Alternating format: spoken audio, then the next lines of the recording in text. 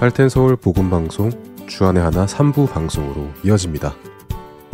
주안의 하나 3부에서는 평소에 궁금했던 말씀 구절을 자세히 나눠보는 시간인 아나크리노 시즌3와 성경 속 지혜를 나누는 시간인 Let's Read the Bible, 그리고 고전 설교를 소개해드리는 시간 성도들에게가 준비되어 있습니다. 먼저 아나크리노 시즌3로 이어집니다.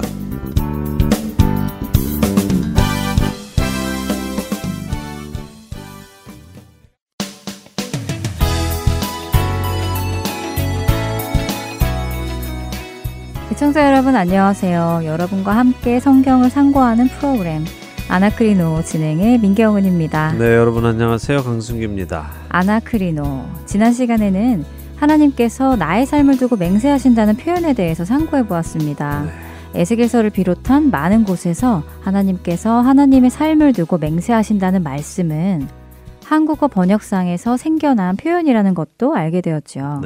원문의 뜻은 하나님께서 말씀하시기를 내가 살아있는 것처럼 내가 하는 이 말도 사실이다 라는 의미라는 것을 배웠습니다. 그러나 하나님께서 실제로 맹세하신 장면도 있었습니다. 그랬죠. 예, 창세기 22장에 아브라함에게 축복의 언약을 해주시며 맹세하셨죠. 맹세한다는 히브리어 샤바라는 단어가 사용되었습니다.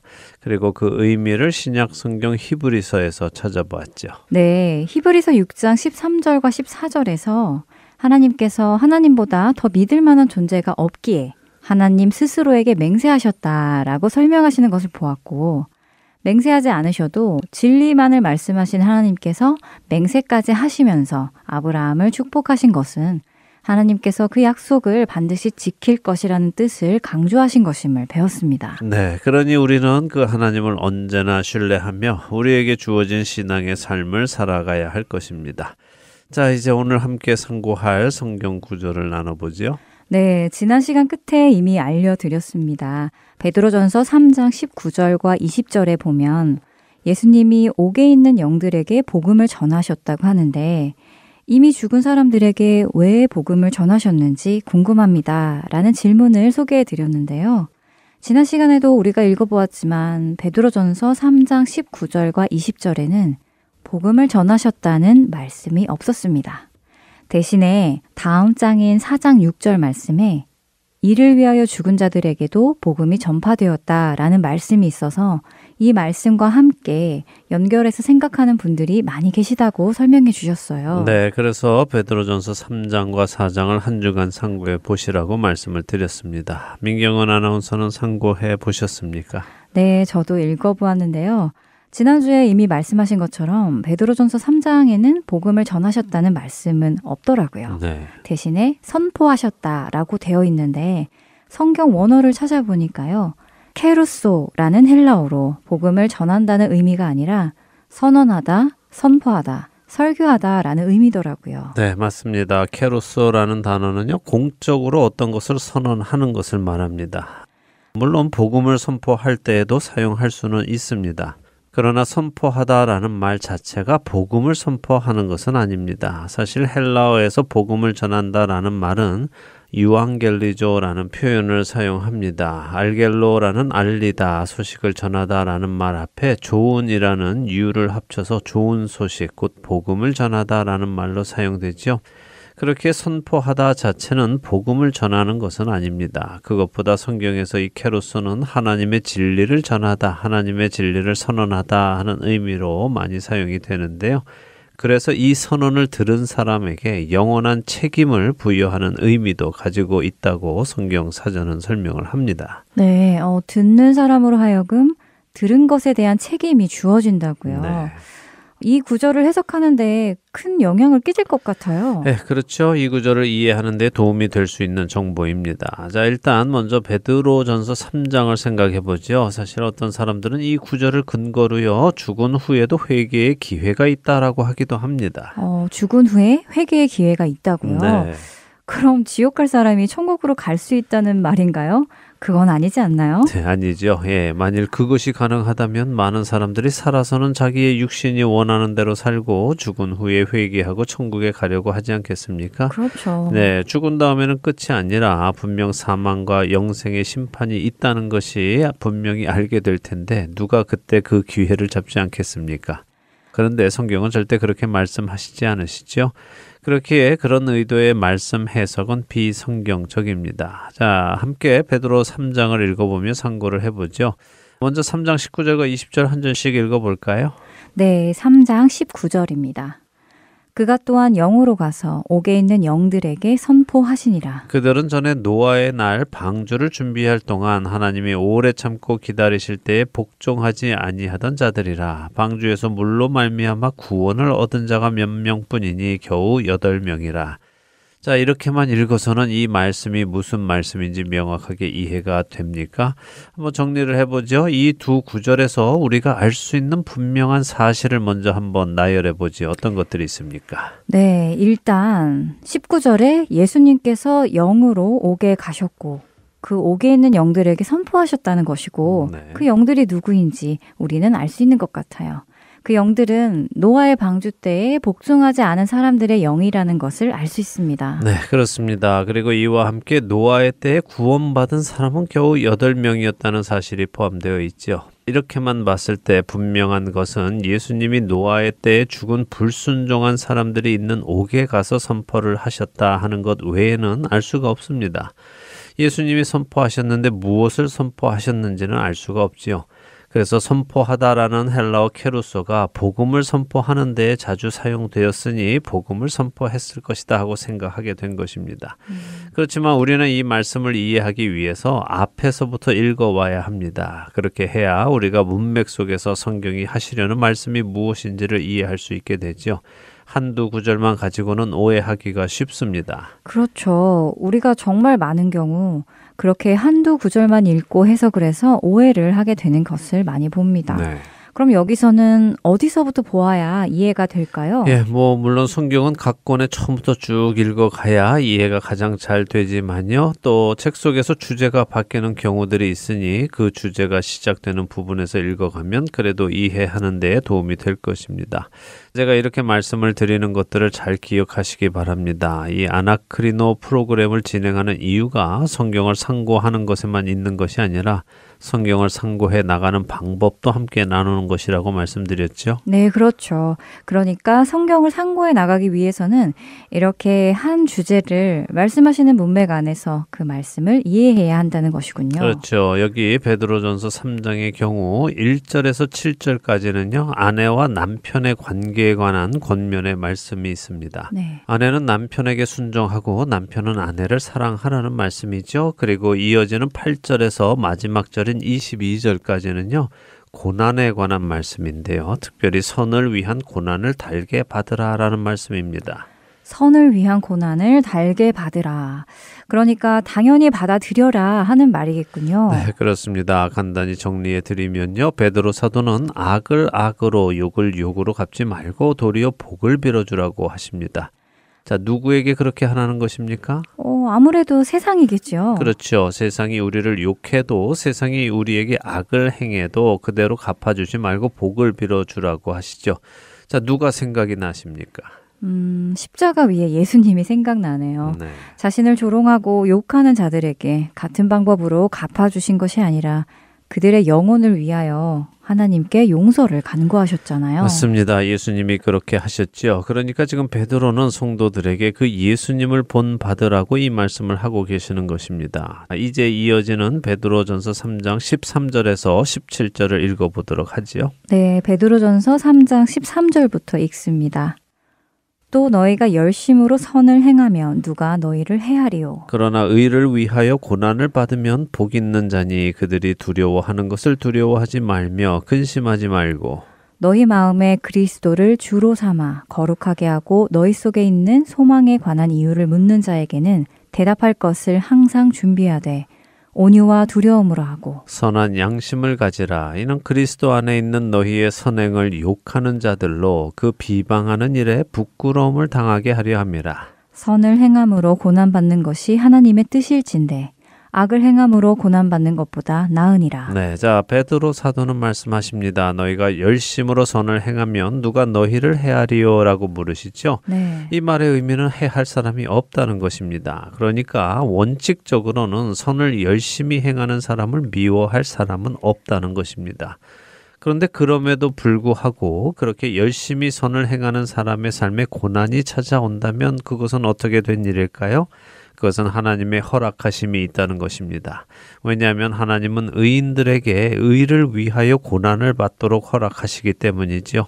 예수님의 팔복의 말씀 중에 마태복음 5장 10절에 뭐라고 말씀하십니까? 의를 위하여 박해받는 자가 복이 있다고 하시죠. 그렇습니다. 그러니까 자기 잘못으로 고난을 받는 것이 아니라 의를 위하여 선을 행하는 것으로 고난을 받는 자가 복이 있다고 베드로 사도는 예수님과 같은 말씀을 하고 계시죠. 그리고는 그들이 두려워하는 것을 두려워하지 말라라고 하십니다. 근심하지도 말라고 하시죠. 그들은 누구이고 그들이 두려워하고 근심하는 것은 무엇일까요? 좀 어렵네요. 그들이 의를 위하여 고난을 받는 자는 아닐 것 같은데요. 그렇다면 고난을 주는 자들일까요? 다시 말해 세상이요. 네, 맞습니다. 그렇게 이해하는 것이 문맥상 맞지요. 그러면 상고를 해보지요.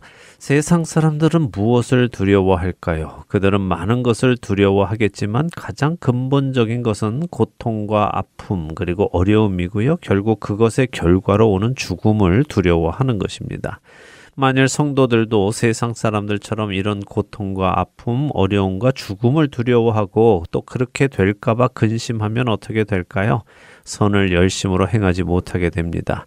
다시 말해 믿음으로 성도답게 살지 못하고 부끄러운 삶을 살게 되죠. 그렇군요. 믿음으로 살면 손해를 볼까봐, 불이익을 당하게 될까봐 믿음으로 살아야 하는 것을 알면서도 막상 그 걸음을 내딛지 못하게 되는 것을 말씀하시는 것이군요. 그렇습니다. 그렇기에 그런 것을 두려워하지 말고 담대하게 살라는 말씀이지요. 그리고 그렇게 두려운 상황에서도 담대하게 사는 것을 보고 의아해하는 사람들이 아니 당신은 어떻게 이런 고난 속에서도 두려워하지 않고 기쁨으로 살 수 있습니까? 하고 묻는 사람들이 있을 테니 그들에게 답할 말을 항상 준비하라고 하시죠. 성도가 그렇게 할 수 있는 이유가 무엇이라고 하십니까? 성도의 마음에 그리스도를 주로 삼기에 가능한 것이네요. 맞습니다. 자기 믿음이 좋아서 그렇다 같은 말 하지 말고 온유와 두려움으로 하라고 하시죠. 하나님의 뜻이 드러나도록 예수님의 이름이 높임 받으시도록 하라는 말씀입니다. 그리고는 선한 양심을 가지라고 하시죠. 그리고 우리가 그렇게 선한 양심을 가지고 살아가면 우리의 그런 선한 양심을 가진 행동을 악하다고 하는 사람들이 결국에는 부끄러움을 당하게 될 것이라고 하십니다. 다시 말해 예수님이 하신 것처럼 세상이 우리를 악하게 대해도 우리는 선하게 대하라는 말씀입니다. 네, 악을 악으로 갚지 말고 선으로 악을 이기라는 말씀과 같네요. 그렇습니다. 그리스도인들은 세상에 살아가면 고난을 받게 되어 있습니다. 우리가 세상에 속하지 않았기 때문이죠. 이렇게 선을 행하며 고난받는 것이 하나님의 뜻이라고 말씀하고 계십니다. 그리고 그렇게 사는 것이 그렇게 사는 사람들을 비방하는 사람들을 부끄럽게 할 것이라고 하시죠. 자, 이 말씀 후에 오는 말씀이 18절에 그리스도께서도 의인으로 죽으셨지만 영으로는 살리심을 받으셨고 옥에 가서 옥에 있는 영들에게 선포하셨다는 말씀이 나오죠. 이 말씀은 우리가 지금까지 상고한 말씀과 연결하면 어떻게 연결이 되겠습니까? 그리스도인들은 세상에 속하지 않았기에 세상으로부터 고난을 받는데 그 고난받아 육신이 죽는 것을 두려워하여 벗어나려고 하지 말고 받으라. 결국에는 우리를 조롱하고 박해하고 욕하는 자들은 부끄러움을 당할 것이다. 예수님도 그렇게 육신은 죽으셨지만 영은 살리심을 받았고 그렇게 하는 것이 옳았다는 것을 옥에 가서 증명하셨다. 그렇게 이해가 되는데요. 네, 그렇죠. 맞습니다. 바로 그 말씀입니다. 하나님이 오르셨다. 이 세상의 삶 말고 영원한 삶이 있다. 의인은 영원한 생명을 얻는다. 하나님을 믿는 자들에게는 영생이 주어진다. 이렇게 죽어도 옥에 갇혀 있지 않고 하늘로 올라갈 수 있다 하는 것을 증명하시는 것이죠. 그러니 이 글을 읽는 성도들에게도 비록 우리가 세상에서 고난을 받아 육신의 죽음을 받는다 하더라도 두려워하지 말고 믿음을 지켜라 라고 용기를 주시는 것입니다. 이 편지 곧 베드로 전서를 받는 1차 독자들은 누구입니까? 초대교회 당시 예수님을 그리스도로 믿은 유대인들입니다. 그들은 정통 유대인들로부터도 박해를 받았고 로마로부터도 박해를 받았잖아요. 네, 그렇죠. 그들의 상황에서는 의롭게 살려고 하는 데에서 오는 고난이 매일같이 있었겠네요. 그런 상황 속에서 믿음이 많이 흔들렸겠고요. 네. 그런 흔들리는 믿음을 먼저 이 길을 가신 예수님을 바라보며 우리도 끝까지 가라고 하시는 베드로 사도의 권면이었네요. 맞습니다. 그래서 노아의 시대에 하나님의 메시지를 들은 사람들은 자신들이 들은 것에 대한 책임을 져야 하는 거였습니다. 또한 이 말씀을 듣는 사람들도 자신이 들은 것에 대해 책임을 져야 하는 거죠. 오늘 베드로전서 3장 19절과 20절을 설명드리느라 베드로전서 4장 6절의 말씀 죽은 자들에게 복음이 전파되었다라는 말씀을 설명을 못 드렸는데요. 이 부분도 설명이 좀 길기 때문에요. 다음 시간에 충분히 설명을 드리도록 하겠습니다. 한 주간 한 번 더 베드로전서 4장 1절에서 6절을 읽어보시기를 권해드리고요. 오늘 읽은 이 3장 19절과 20절에 연결해서 읽어보시기를 바랍니다. 네, 알겠습니다. 아무래도 이어지는 구절이니 같은 주제, 같은 문맥인가 보네요. 오늘 설명 들은 것을 토대로 다시 읽어보겠습니다. 아나크리노, 오늘은 예수님이 옥에 가셔서 선포하신 것이 불순종하고 죽은 악인들을 살리시는 복음이 아니라 살아있을 때에 하나님을 믿었어야 했다는 사실을 알려주시는 증언이었음을 공부했습니다. 아직 우리에게 기회가 있는 이때에 예수님을 통해 하나님의 자녀가 되는 은혜가 있기를 소망합니다. 네, 아멘. 아나크리노, 저희는 다음 주에 다시 찾아뵙겠습니다. 안녕히 계십시오. 안녕히 계세요.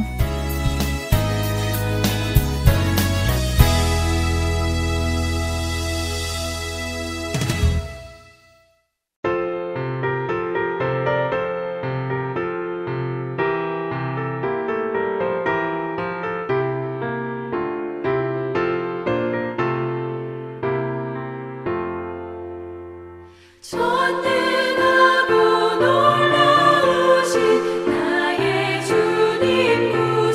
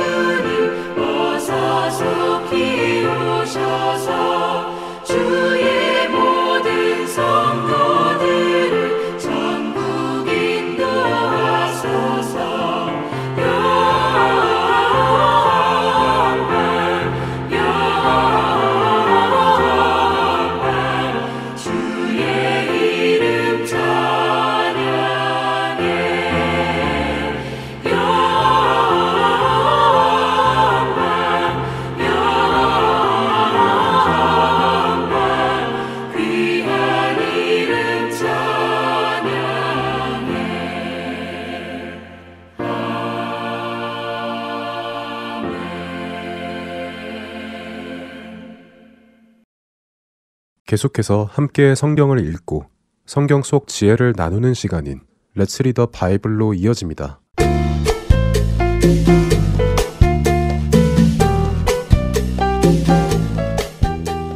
애청자 여러분 안녕하세요. Let's Read the Bible 진행의 유사랑입니다. 사랑하는 관계는 서로 친밀합니다. 숨기는 것이나 속이는 것이 없어야 하죠. 우리가 하나님과 사랑의 관계에 들어갈 때도 이것은 동일하게 적용됩니다. 하나님과 우리 사이에는 속이는 것이나 숨기는 것이 없어야 합니다. 하나님은 우리에게 진실하십니다. 그분은 우리를 속이지 않으십니다. 언제나 진실을 말씀하십니다. 하나님은 우리에게 숨기시는 분이 아니라 오히려 나타내시고 드러내시는 분이십니다. 우리로 하나님을 더욱 알기 원하시는 분이시지요. 성경을 통해 자신을 계시하시고 성경을 통해 자기 백성들이 하나님을 더 알기 원하시는 분이십니다. 반면에 우리는 어떤가요? 우리 역시 하나님께 솔직한가요? 진실하게 하나님을 대합니까? 속이는 것이나 숨기는 것이 없는지요? 만일 우리가 하나님을 향해 무언가를 숨기고 속이려 한다면 그 관계는 사랑의 관계, 온전한 관계, 친밀한 관계가 될 수 없습니다. 이것은 하나님과 우리의 관계를 넘어 사람들과의 관계에서도 동일하게 적용되지요. 다윗은 하나님 앞에 숨기는 것이 없기를 바랬습니다. 그래서 그는 하나님께 자신의 죄를 모두 자백합니다. 자신의 감정과 마음 그리고 생각을 하나님께 고백하지요. 왜 그렇게 한다고요? 하나님과의 친밀함을 위해서입니다. 자신의 죄를 숨기며 하나님과 거리를 두는 것보다 자신의 죄를 고백하고 하나님께 더욱 가까이 가는 것을 다윗은 더욱 귀히 여겼습니다. 오늘 함께 읽을 시편 25편에는 다윗의 그런 마음이 잘 나타나 있습니다. 그는 자신의 젊은 시절의 죄와 허물을 기억하지 마시고 주님의 진리로 자신을 지도하시고 교훈하시고 가르쳐 주시라고 고백합니다. 자신의 죄악이 크니 주님의 이름으로 그 죄를 모두 없애달라고 간구하지요. 다윗은 자신이 여호와 하나님만을 바라보기 원한다고 고백합니다. 하나님과의 친밀함을 구하는 것입니다. 오늘 우리 각자와 하나님의 관계를 점검해 보기 원합니다. 우리는 정말 하나님과 친밀하기를 원하는지요?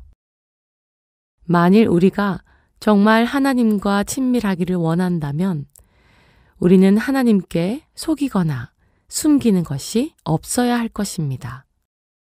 한 가지 감사한 것은 하나님은 우리가 우리의 죄를 자백하기 전에 이미 모든 것을 아신다는 것입니다. 그렇기에 하나님은 우리가 우리의 죄를 고백할 때 놀라시거나 실망하시거나 하지 않으십니다. 오히려 우리가 우리의 죄를 인정하고 용서를 구할 때에 하나님은 그런 우리를 의롭다고 하시며 우리의 죄를 사해 주시지요.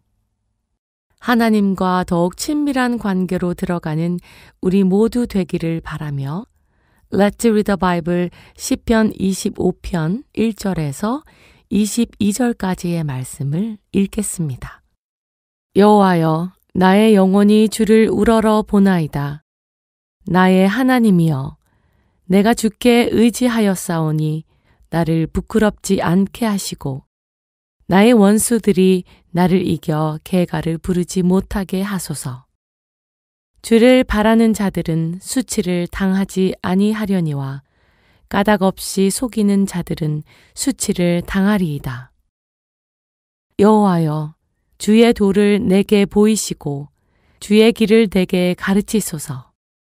주의 진리로 나를 지도하시고 교훈하소서.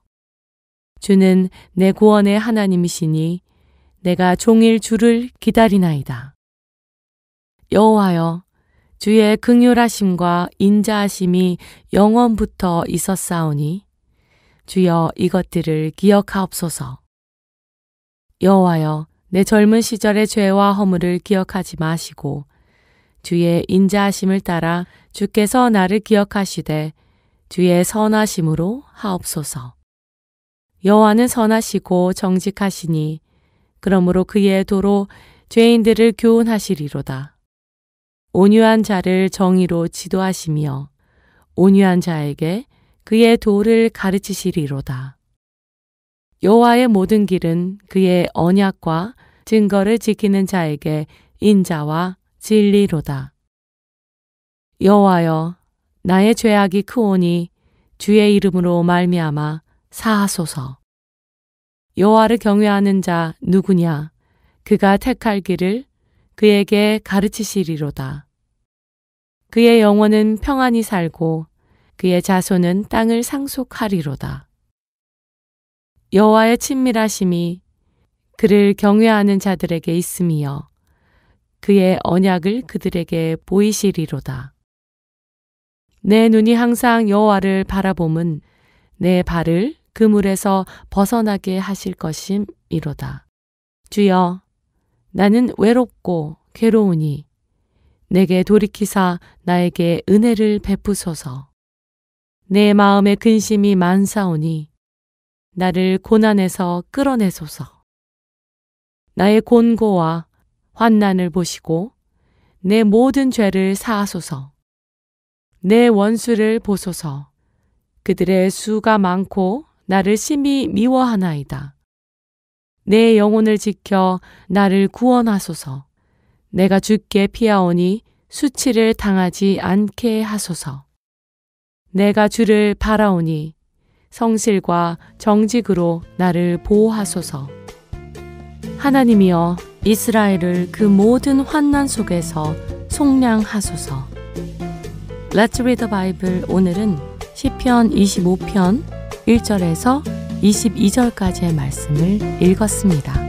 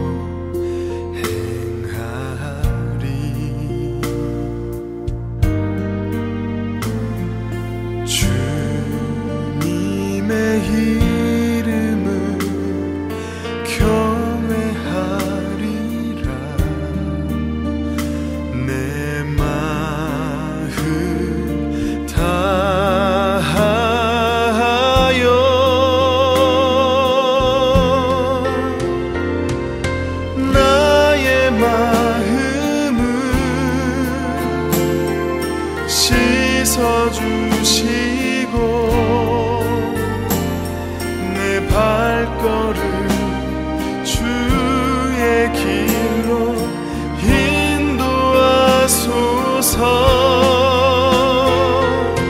나의 마음을 씻어주시고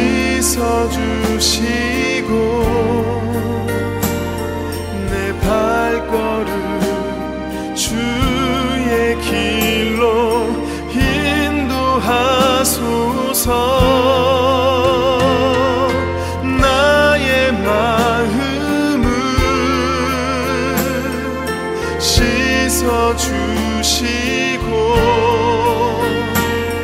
내 발걸음 주의 길로 인도하소서.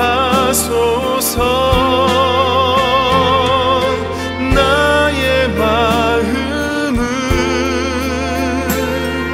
씻어주시고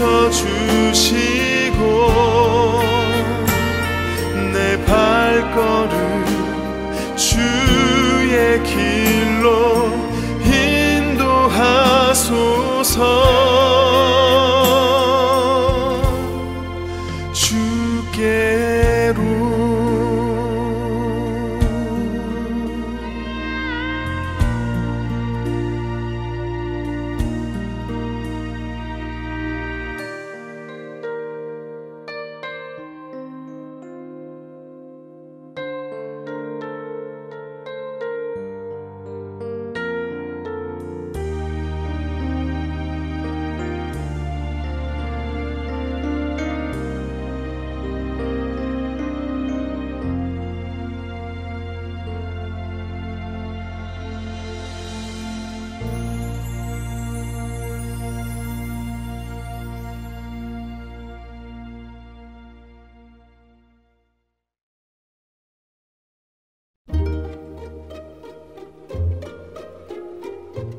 오늘의 성경 단어 파수꾼.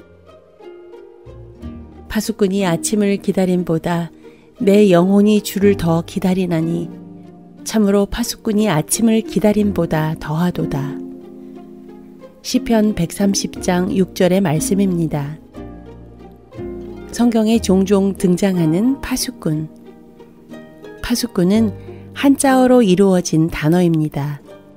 파는 잡다 혹은 한 손으로 쥐다 라는 의미고, 지키다, 다스리다 라는 의미를 가진 한자로 이루어진 단어로 다시 말해 경계하여 지키는 사람을 의미합니다. 하지만 요즘은 이 파수꾼이라는 말을 잘 사용하지 않고 가드나 경비, 보초 같은 단어를 더 많이 사용합니다.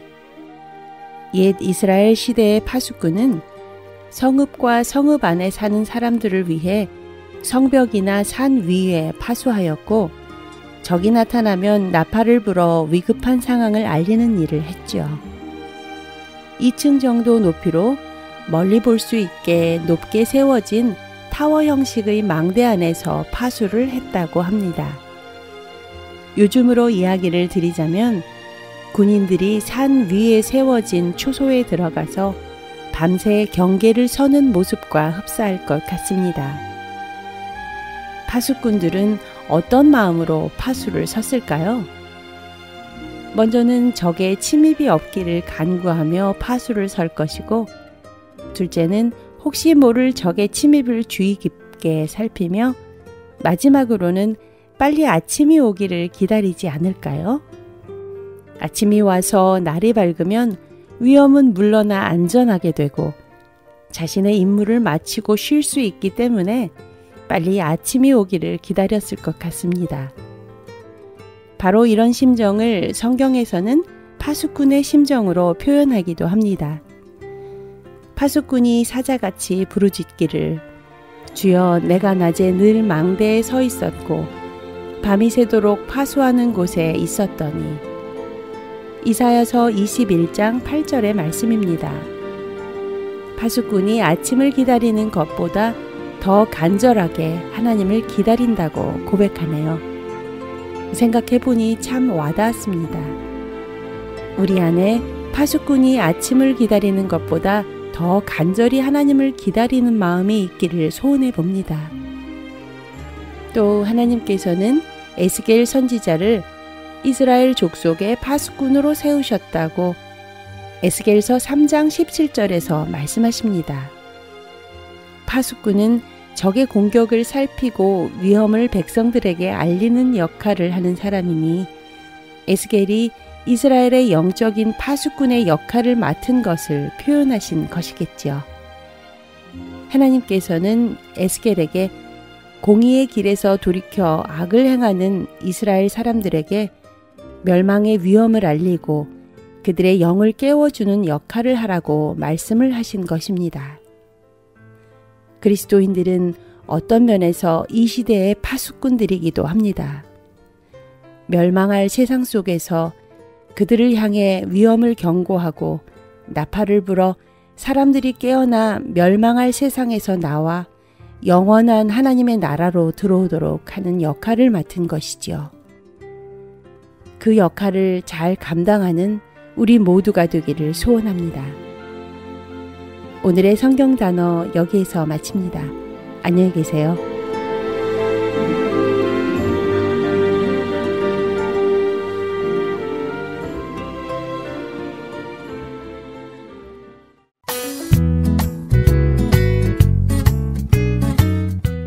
새로운 방송들도 반갑지만 이전에 들었던 방송을 다시 듣고 싶을 때 있으시지요?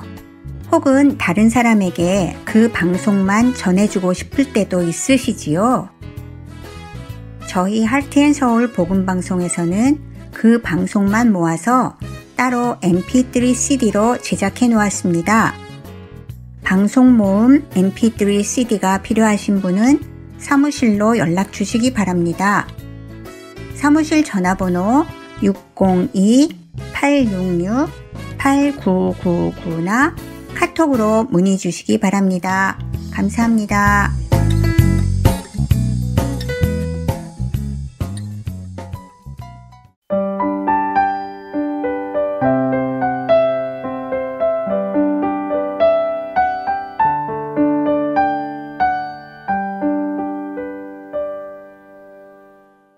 고전 설교를 듣는 시간입니다. 성도들에게 보내드립니다.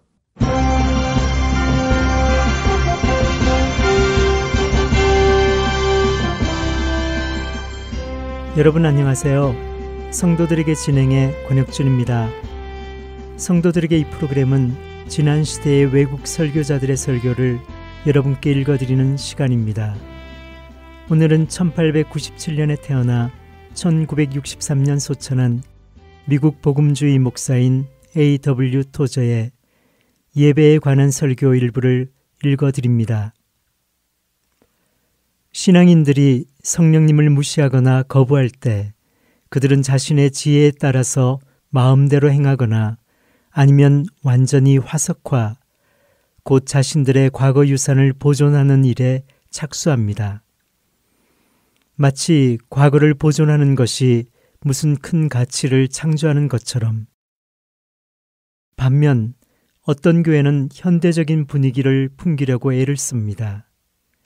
그들은 사회에서 유행하는 활동들을 흉내내려고 애쓰는데 왜냐하면 그렇게 하는 것이 무척 창조적이라고 착각하기 때문입니다. 그들은 유행을 따르지만 그들의 소위 창조적인 기술이 만들어내는 것은 거룩함이나 영적 위엄과 같은 영원한 가치를 전혀 담고 있지 않은 장난감들, 시시콜콜한 것들, 이 세상을 흉내낸 것들 뿐입니다. 거기에는 성령님의 품질 보증 마크가 찍혀 있지 않습니다. 평범한 것을 경멸하고 화려한 매력을 좇는 현상은 오늘 우리 사회의 특징이며 불행을 예고하는 조짐입니다. 종교도 화려한 매력을 줬습니다. 제가 말하는 화려한 매력이란 섹스, 화장품, 화려한 의상, 인공 조명 등으로 상징되는 것들을 가리킵니다. 이런 것들은 카바레와 영화 촬영장 등을 통해서 들어와 세상 사람들에게 수용되더니 그 다음에는 교회 속으로 당당히 걸어 들어왔습니다. 이런 것들의 특징은 허영, 자기도취 그리고 오만입니다. 이제 우리는 우리 가운데 하나님의 영을 모시지 않고 그 대신 화려한 매력이라는 우상을 모십니다. 이제 이 문제에 대하여 좀 더 구체적으로 살펴봅시다. 지금 제가 어떤 사람들에 대해서 말하고 있습니까? 성경의 권위를 부인하는 자유주의자들을 가리켜 말하나요? 저도 그랬으면 좋겠습니다. 저는 자유주의자들이란 이미 오래전에 죽은 사람들이라고 믿기 때문에 그들에게는 아무 기대도 하지 않습니다. 저는 지금 복음주의적인 교회, 즉 복음을 믿는 교회에 대해서 이야기하는 것입니다. 이런 교회들은 대중에게 전도해야 한다고 말하면서 성경 구절들을 풍부하게 인용하지만 거기에는 권위가 없습니다. 그들은 세상의 가치를 그대로 받아들입니다. 그들은 죄인들을 꾸짖지만 그것은 마치 아주 오래전에 가족에 대한 권위를 상실한 아버지의 무력한 꾸짖음과 다를 바 없습니다. 그들은 세상 사람들에게 그리스도를 제시하지만 그들이 제시하는 그리스도는 주님으로서의 주권이 없는 종교적 신경안정제 정도에 불과합니다. 그들은 세상의 방법들을 받아들이고 부자, 정치인, 바람둥이의 호의를 구걸합니다. 그렇게 하면서 그들은 바람둥이가 이따금 선심 쓰듯이 예수에 대하여 좋은 말을 해주면 아주 고마워합니다.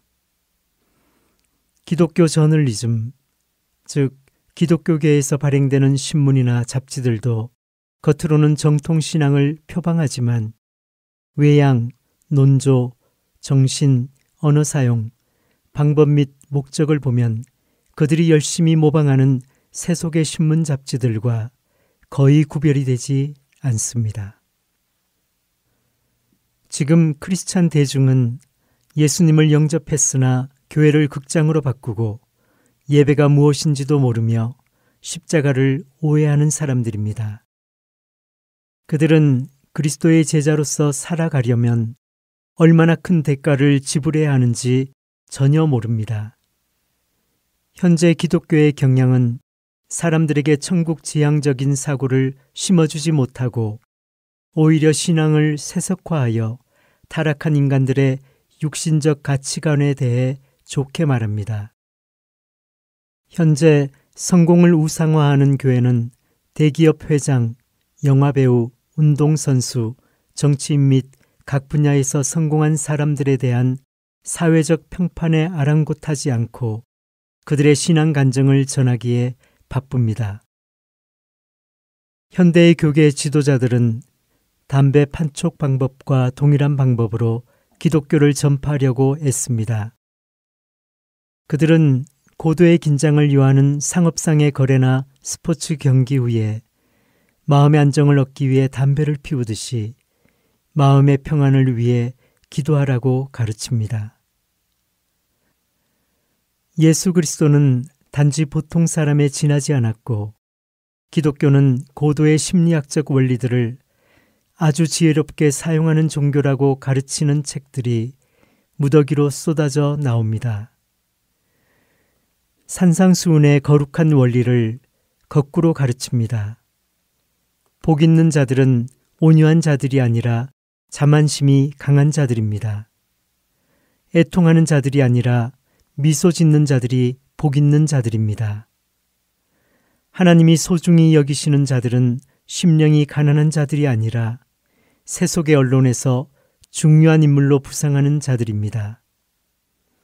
의에 줄이고 목마른 자들이 배부를 것이 아니라 명성에 줄이고 목마른 자들이 배부를 것입니다. 이렇게 산상수훈의 거룩한 원리마저 거꾸로 가르쳐집니다. 육신적이고 세상적인 관심과 동기에서 예배에 참석하는 사람들은 예배가 주는 깊은 평안과 기쁨을 맛볼 수 없습니다. 예배의 언어를 통해서 예배의 감격을 느끼지 못하는 사람들에게는 그것이 무의미한 것으로 느껴질 것입니다. 예배의 영적인 분위기가 오히려 낯설게 느껴지는 사람들은 예배에서 아무 유익도 얻지 못합니다. 그리하여 그들은 예배와 교회 생활을 좀 더 견디기 쉽도록 고안해낸 종교적 오락과 놀이에 의지합니다. 그리스도인들이 인기를 얻기 위해 애쓰는 모습은 그들이 영적으로 쇠퇴했다는 반증이기도 합니다. 이들은 대중의 인기가 곧 탁월함의 증거라고 믿기 때문입니다. 산상수훈의 교훈과 완전히 어긋나게 그들은 온유한 자들이 아니라 자기 주장이 강한 자들에게, 애통하는 자들이 아니라 자만심으로 가득 차 있는 자들에게, 마음이 청결하여 하나님을 보는 자들이 아니라 신문 머리 기사의 주인공이 되려고 애쓰는 자들에게 박수를 보내고 있습니다.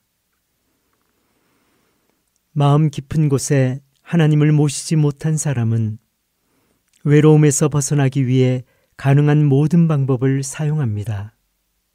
내면 깊은 곳의 외로움에서 벗어나기 위해서 사람들은 시간을 보내기 위한 온갖 종류의 방법과 얄팍한 오락을 고안해냈습니다. 이런 것들이 오늘날 수십억 달러짜리 사업으로 성장했다는 사실이 우리에게 시사하는 바는 매우 큽니다. 사람들은 자신들이 하루 중 서늘할 때에 하나님의 음성이 들리지 않는 동산이자 하나님 없는 성전이라는 사실을 잊기 위해 그토록 많은 돈을 지출하는 것입니다. 많은 복음주의 지도자들은 역사적 안목이 없기 때문에 성령님이 어떻게 일해 오셨는지 그리고 지금 어떻게 일하시는지 알지 못합니다. 우리는 하나님이 행하시는 방법을 모르기 때문에 우리 자신의 방법에 의지합니다. 우리는 젊고 원기왕성하기 때문에 성령님의 능력에 의지하지 않고 순전히 우리의 열심으로 때우려고 합니다. 우리는 역사적 안목과 영적 분별력이 없기 때문에 성령님의 활동과 자신의 인간적 열심을 분별하지 못합니다. 그 결과 성경의 방법은 밀려나서 사라지고 맙니다.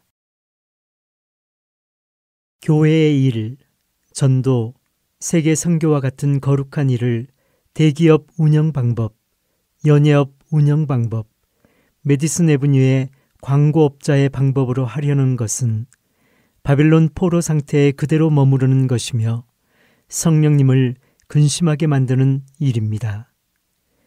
교회 스스로 구멍을 뚫어버렸고 그 구멍으로 세상의 방법들이 흘러들어오고 있습니다. 하지만 우리는 세상과 분리되도록 부름받았습니다. 우리는 세상의 어리석은 것들, 쾌락, 방법, 가치, 야망, 탐욕, 악한 것들, 관습들에서 떠나라고 부름받았습니다. 교회의 윤리와 세상의 윤리는 서로 첨예하게 배치됩니다. 그것들은 서로 조화를 이룰 수 없습니다. 그러므로 만일 어떤 그리스도인이 세상과 형제처럼 친하게 지낸다면 그는 죄를 짓는 것입니다. 세상적인 삶은 성령님을 근심하게 만들고 세상을 흉내내는 것은 영적 성장을 가로막는 일입니다. 우리는 어떤 대가를 치르고서라도 불경스럽고 불행한 것들이 교회와 예배 안으로 들어오는 것을 막아야 합니다. 우리는 이상한 불이 여호와의 제단 위에 드려지는 것에 반대해야 하며 이상한 희생제물들이 하나님께 드려지는 것에 반대해야 합니다. 우리는 이상한 신들이 우리의 성소 안으로 들어오는 것에 반대해야 하며 세례받고 거룩하게 되었으나 여전히 세상에 어리석고 천박한 것들을 좇는 행태가 복음적 신앙을 잠식해 가는 것에 반대해야 합니다. 하나님을 사모하는 마음과 나의 영적 수용성을 잃어버리고 내 현재 상태에 만족할 바에는 저는 차라리 이 자리를 떠나 길을 걸어가다가 뇌졸중으로 쓰러져 응급대원들에 의해 병원으로 실려가는 편을 택하겠습니다. 하나님을 받아들일 수 있는 영적 수용성도 없고 그분을 갈망하지도 않으며 성결을 사모하지도 않고 그리스도를 닮아가려는 내면적 굶주림도 없는 사람들을 볼 때 나는 너무 마음이 아픕니다. 이런 사람들은 죄, 심판, 은혜, 구원 같은 무거운 얘기에는 관심이 없고 그저 늘 상냥하고 즐겁기만 합니다. 모든 교회는 그들이 사용하는 방법이 하나님께 영광을 돌리는 방법이 되도록 노력해야 합니다.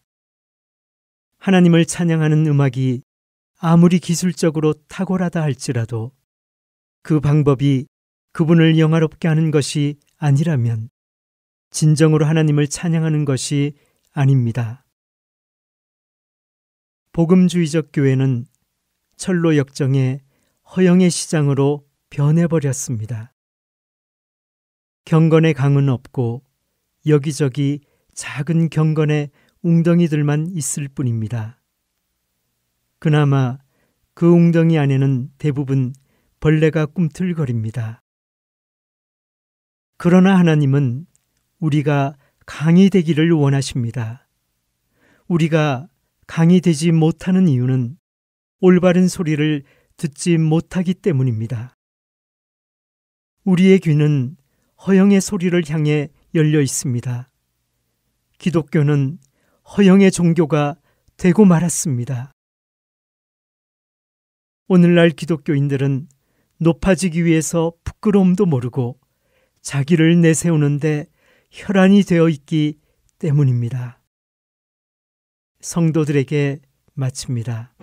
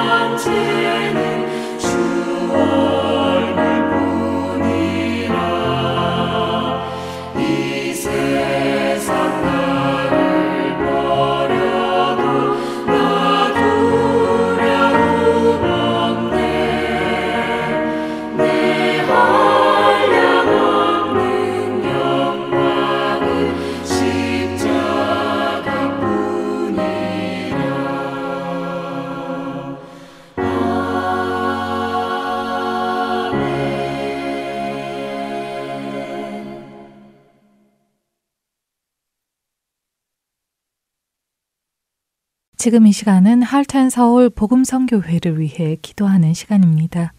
연주곡이 흐르는 동안 다음 기도 제목으로 기도해 주시기를 부탁드립니다. 할텐서울 복음방송에서 제작할 방송 프로그램들을 위해 기도를 부탁드립니다. 생명이 담긴 예수 그리스도의 복음을 전할 때 어떤 그릇에 담아 전해야 하는지 하나님께 지혜를 구합니다.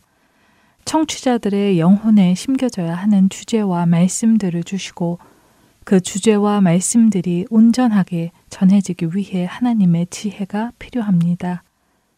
하나님께서 모든 사역자들에게 친히 지혜를 주시고 하나님께서 친히 이 방송을 만들어 나가 주시기를 기도해 주시기 부탁드립니다. 또한 주시는 지혜를 따라 함께 방송을 제작해 나갈 동역자도 보내주시길 기도해 주시기 바랍니다.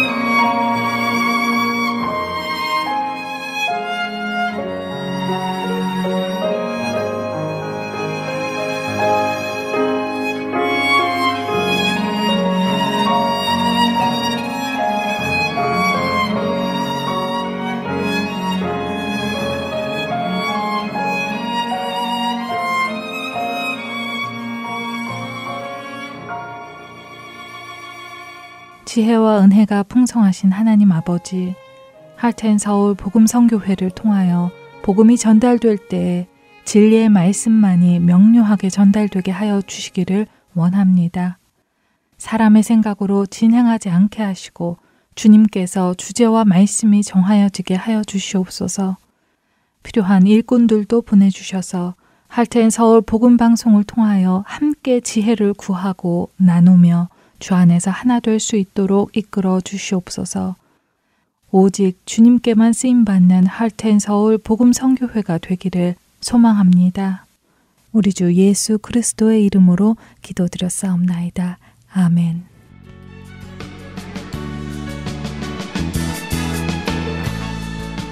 지금까지 주안의 하나 3부 함께 해주셔서 감사드립니다. 계속해서 주안의 하나 4부로 이어집니다. 감사합니다.